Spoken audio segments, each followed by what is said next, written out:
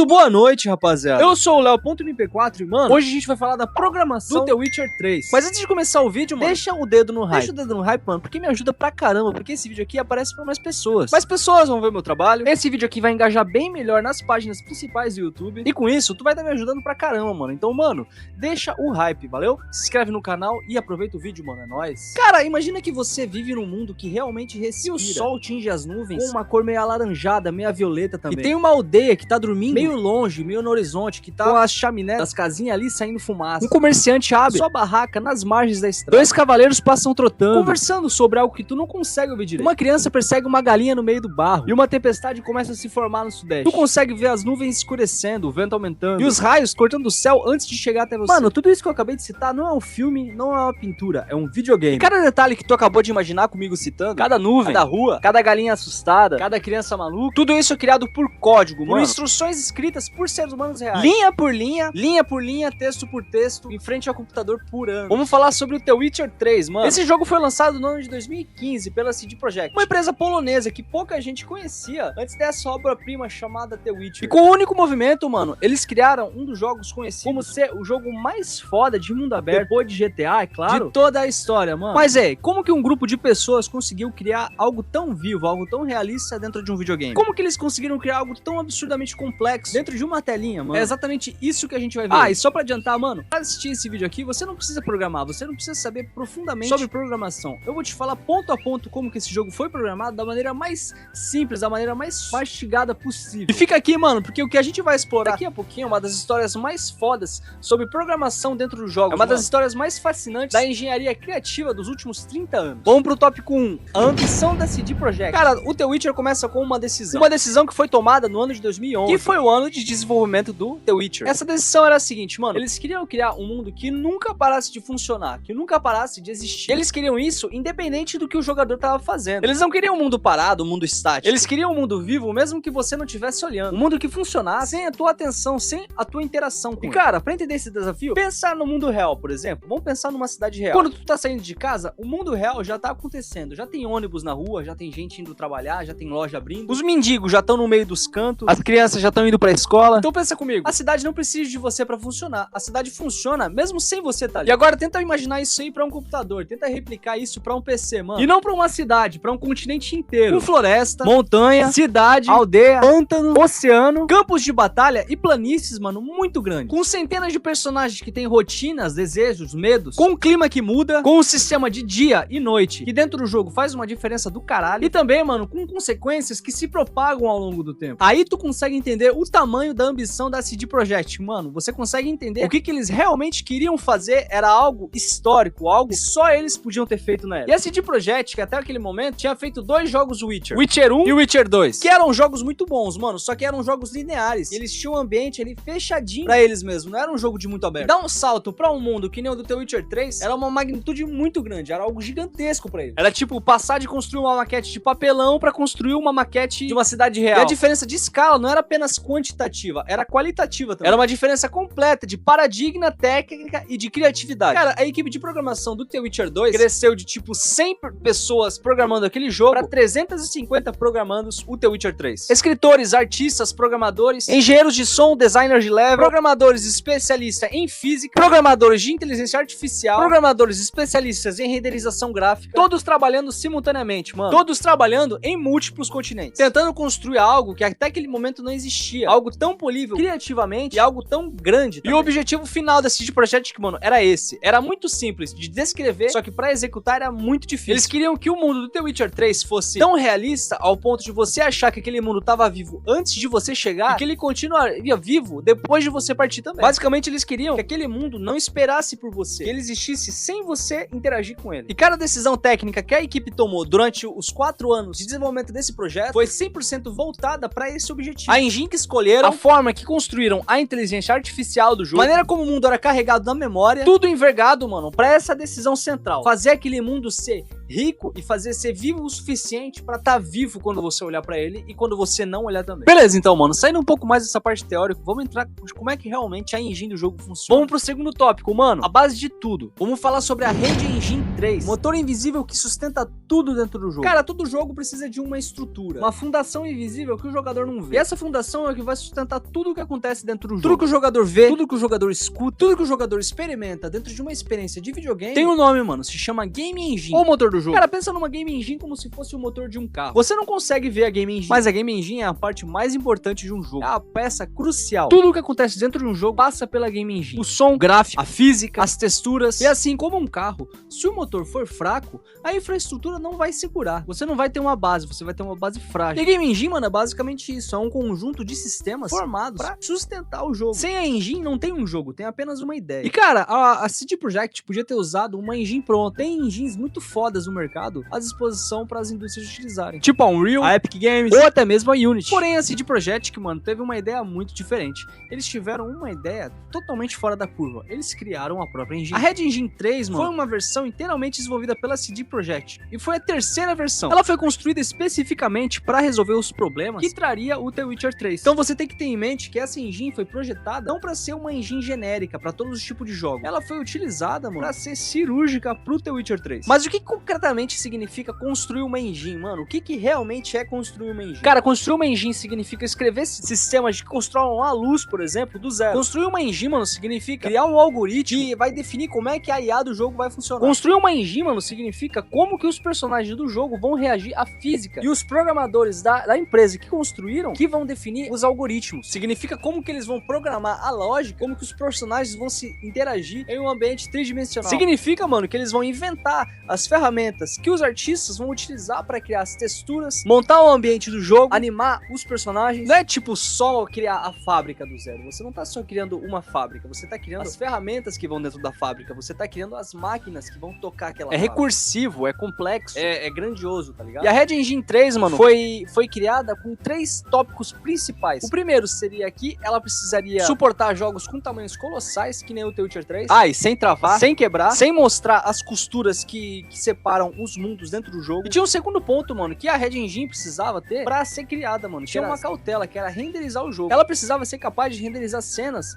com centenas de objetos simultâneos. Personagens, partículas, sombras, vegetação, água e movimento. Tudo isso, mano, mantendo uma taxa de quadros aceitável. E o terceiro ponto, mano, que a Red Engine 3 precisava ter, era suportar um sistema de iluminação sofisticado, que mais pra frente viria a ser a marca registrada do The Witcher 3. Mas agora, saindo desses 3 tópicos, mano, vamos falar de uma curiosidade muito específica da Red Engine 3. Cara, uma das inovações mais legais da Red Engine 3 foi como que ela gerenciava a memória no hardware que ela tava ocupando. Todo hardware tem uma memória finita. O PS4, por exemplo, tinha 8 GB de memória RAM. E a engine precisa ser muito inteligente sobre o que manter na tua tela quando você tem 8 GB de memória RAM apenas. E com isso, a gente é levado diretamente para um dos feitos tecnológicos mais interessantes do The Witcher 3, que é um mundo aberto sem loading. Cara, tu já jogou jogos nos anos 90 ou nos anos 2000? Tá ligado que, tipo assim, nos jogos tinha muito loading. Aquelas telas escuras com barra de progresso e, tipo, carregando embaixo, essas paradas demoradas. Que no The Witcher 3 você não vê. Aquelas telas carregando quando você vai entrar numa área nova do mapa, ou você vai entrar numa porta, ou numa... qualquer que seja, qualquer coisa que você vai entrar em um lugar novo,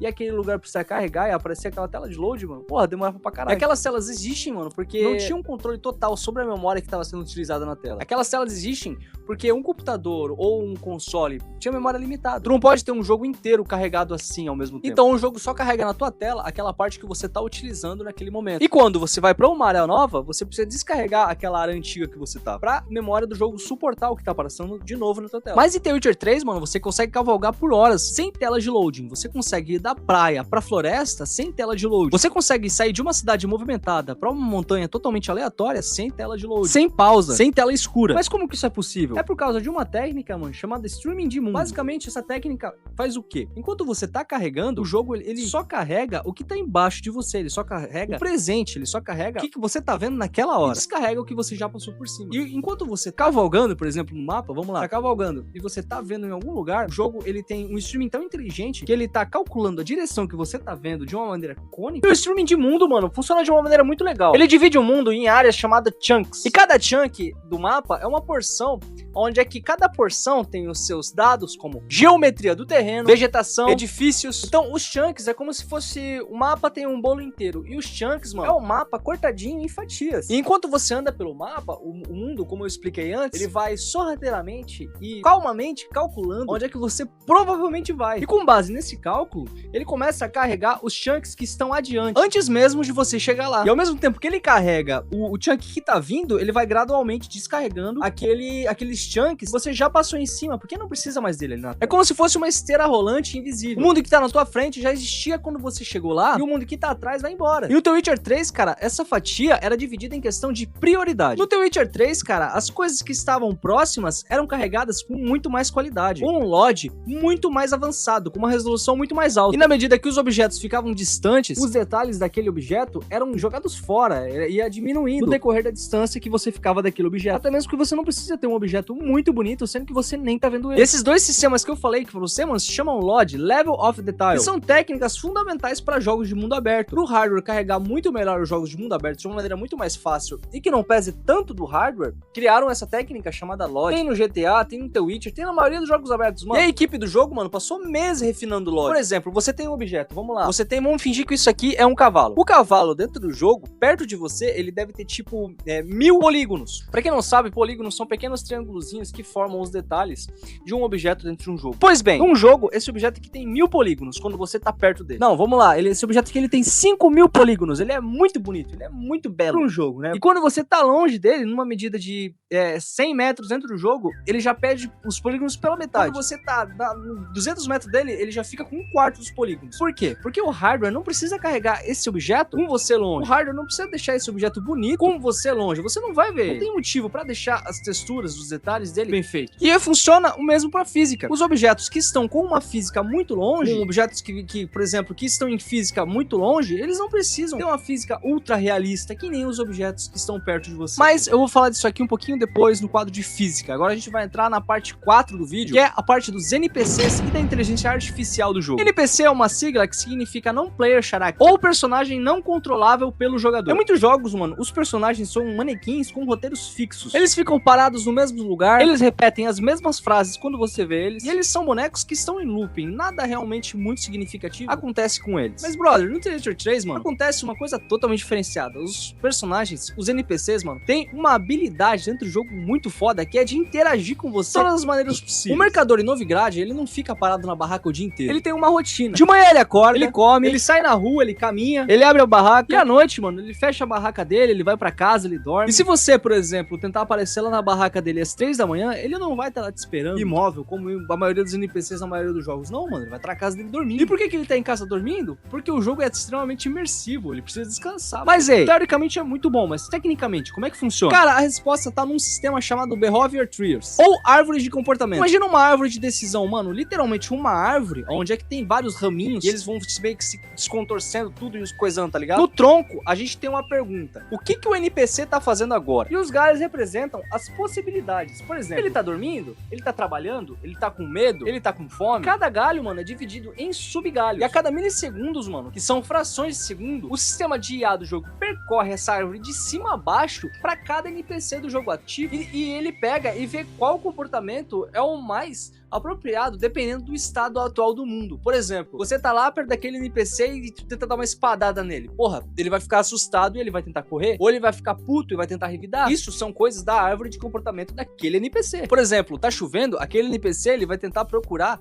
alguma coisa que cubra ele. Tá muito calor, aquele NPC vai reclamar do calor. A IA, mano, do jogo, a IA ativa do jogo, ela decide qual comportamento é o mais apropriado dado ao estado do mundo atual, da hora do dia ou do clima do jogo. Mas o mais foda do The Witcher em específico, mano, é que, tipo assim, os NPCs, eles realmente comentam o que acontece dentro do mundo. Por exemplo, se você mata um monstro em volta da aldeia deles, eles comentam dentro da aldeia sobre você ter matado aquele monstro, tá ligado? Então tu para pra pensar que os NPCs do The Witcher 3, eles não apenas têm uma rotina, mas eles correspondem ao ambiente que tá em volta deles. Se você cavalga em alta velocidade em uma multidão, as pessoas reagem a você cavalgando, as pessoas gritam, as pessoas se dispersam, elas abrem caminho, caem pros lados, elas começam a ficar malucas, porque, porra, tem um maluco passando rápido de cavalo. E existe uma hierarquia de prioridades dentro de uma IA, mano. Por exemplo, você vai matar um monstro, ele já tá com um pouquinho de vida, a IA daquele monstro, ela vai, porra, vamos tentar fugir, ou vamos pedir desculpa. A mesma coisa acontece com o NPC. Se você tentar bater no NPC e ele não for bom o suficiente, ou ele não for forte o suficiente pra revidar, ele simplesmente vai gritar com medo. E esses comportamentos, mano, se chamam comportamentos de autopreservação. O nome já diz tudo, né? O cara tá tentando sobreviver. Então, pra tentar sobreviver, se você atacar ele, ele tem força o suficiente pra te atacar, ele ataca de volta, ele tenta te fuder. Se ele é um cara bandido, ele vai ter mais astúcia que você, ele vai ter mais moral que você, ele vai tentar te atacar de volta. Se é um soldado e você ataca ele, ele vai tentar atacar de volta. Agora, se é um vendedor, se é um camponês, ou se é um mendigo, ele simplesmente vai fugir. E essa relação de reações, mano, não é aleatória. Não é qualquer um que faz, mano. Isso aí é dividido em parâmetro. Por exemplo, o soldado, ele tem muito mais moral, porque ele tem a armadura e a espada. O ladrão também, ele tem uma espada, ele vai tentar te furar com alguma coisa. Um bandido e um soldado tem um parâmetro de coragem dentro do jogo muito maior do que o de um camponês, muito maior do que o de um vendedor. E aqui que a gente volta pro sistema de LoD de novo, mano. NPCs que estão perto de você, eles sim têm 100% da sua hierarquia dentro da árvore, das suas Bohemian Trees. Eles sim têm 100% daquela hierarquia. NPCs que estão longe, porém você consegue vê-los, eles não têm 100%. Eles vão ter uma hierarquia muito mais simples do que os que estão perto. Eles são congelados em um estado básico de inteligência artificial. É como se fosse um teatro, mano, onde é que os atores que você tá vendo de perto, que são os NPCs, eles estão com 100% da sua hierarquia de IA, e os que estão longe só estão ali porque foda-se, só estão ali pra compor o cenário. Ah, mas por que servia, mano, esse sistema todo inteligente de inteligência artificial? Qual que era o intuito dessa galera toda? E é aqui que a gente entra no tópico 5, meu mano, o sistema de missão. Todo esse sistema era focado pras missões do jogo. Cara, em muitos jogos, o sistema de missão é um sistema linear. Ele vai do ponto A pro ponto B, do ponto B pro ponto C. É uma linha reta, realmente disfarçada de aventura. Mas, cara, no The Witcher 3, as missões são um gráfico, mano. Uma rede de possibilidades. Cada missão tem várias variações da mesma. Um estado possível, onde é que cada uma representa cada coisinha. E o destino final, mano, tem várias variações dentro do jogo. Alguns imprevisíveis, outros nem tanto. Alguns previsíveis, mas muito surpreendentes. E, cara, pra entender como que isso aqui funciona, tecnicamente, pensa em uma caixa de interruptores elétricos. Cada interruptor pode estar ligado ou desligado. A combinação de estado de todos os interruptores é o que determina o que acontece com o sistema geral. Então, imagina que cada interruptor pode ser ligado ou desligado conforme as ações do jogador dentro do jogo. Por diálogo escolhido, por missões completadas ou missões incompletas, por personagens que você deixou viver ou personagens que você matou no decorrer do jogo, por facções que você ajudou ou facções que você prejudicou. Esse sistema, mano, se chama sistema de flags. Flags do The Witcher 3. Sim, flags tipo bandeira em inglês. E é como se fosse um marcador booleano dentro do jogo. Por exemplo, você ajudou a matar a Triss em Novigrad? Se sim, ele liga o interruptor, se não, ele desliga. O jogador matou o rei dos mendigos? Sim. Verdadeiro? Não. Falso. O jogador, ele escolheu proteger os aldeões ao invés de ir matar o monstro. Daí ele liga uma flag tipo sim ou não. E cada missão do jogo, mano, tem centenas dessas flags, tá ligado? E o sistema de cada flag define o que vai acontecer nas missões posteriores. Às vezes, horas depois, e às vezes só lá no final do jogo. Então o jogo, mano, a cada segundo dele, a cada frame, o código do jogo precisa em todo momento saber centenas de estados de variáveis simultaneamente. Cada cena, cada jogo, cada cinemática, cada comportamento de NPC, tudo isso, mano, pode ser modificado nas flags. O personagem que tá vivo agora podia ter morrido numa missão anterior. O personagem que podia ter morrido na missão anterior pode atrapalhar futuramente na tua ajuda dentro de uma missão depois. E o sistema que gerencia tudo isso, mano, chama Quest State Machine, máquina de estado de missão. Cada missão é representada por um conjunto de estados possíveis, com transições variáveis e que são muito bem definidas entre elas. O estado atual de uma missão é determinado pelas flags da missão anterior. O sistema do jogo constantemente avalia se as condições de uma transição de um estado para o outro foram cumpridas. E para os escritores e roteiristas do The Witcher 3, cara, isso significa que o quê? Que ao invés de criar uma narrativa linear que cumpriria uma história só, eles precisavam criar uma narrativa multidimensional, onde cada cena e cada ação do jogador, traria múltiplas versões dependendo do estado do jogo, dependendo das flags. Os programadores de missão do The Witcher 3, mano, trabalhavam em estreita colaboração com os escritores do jogo, traduzindo assim intenções narrativas e a lógica do código. Por exemplo, de certa maneira, se o jogador pegou e salvou o jogo nessa vila aqui, o prefeito deve conhecê-lo aqui. E essa frase, tipo assim, falando aqui de fora, é muito simples, mas dentro de um código, dentro de uma linha, mano, é totalmente diferente, porque se a missão ela vai acontecer em outro canto, aquele prefeito que você conseguiu em outra vila, que você conheceu em outra vila, vai ter que te conduzir até outro canto pra continuar a missão. E então, mano, essa simples missão de você conhecer alguém dentro do jogo se torna as flags, uma ramificação na árvore de conhecimento e de diálogo dentro do jogo, ou seja, um conjunto de alterações nos parâmetros do NPC de novo e das flags dentro do jogo. E cara, a escala do The Witcher 3, mano, esquece, só os caras vão poder saber, porque o jogo tem 232 missões, mano. Imagina os caras fazer 232 missões com várias variações dentro do jogo, com vários ramos, com vários galhos indo pra cá, outro pra cá. Você conhece fulano aqui, você conhece ciclano lá, porra, muito difícil você conhecer todas, mano. Vai ser muito difícil você fazer todas as missões do jogo, todos os finais do jogo, porque o conteúdo de The Witcher 3, mano, a gente pode dizer que é infinito. São dezenas de finais diferentes, dezenas de narrativas diferentes pra uma mesma missão, condições de ramificação totalmente diferenciadas uma da outra. E tudo isso, mano, sustentado por um sistema de flags que a qualquer momento pode ter diversas variações, diversas ramificações. Mas rapaziada, eu vou finalizar por aqui. Se vocês quiserem parte 2, mano, ainda falta física, gráficos, ainda falta ragdoll do jogo, falta um monte de coisa. Mas se eu for colocar tudo nesse vídeo aqui, mano, o vídeo vai ficar muito longo, vai ficar chato de assistir. Então, mano, deixa o like, se inscreve no canal pra parte 2. Comenta aqui embaixo se quiserem parte 2. Um beijo do Magro e valeu, rapaziada. É nóis!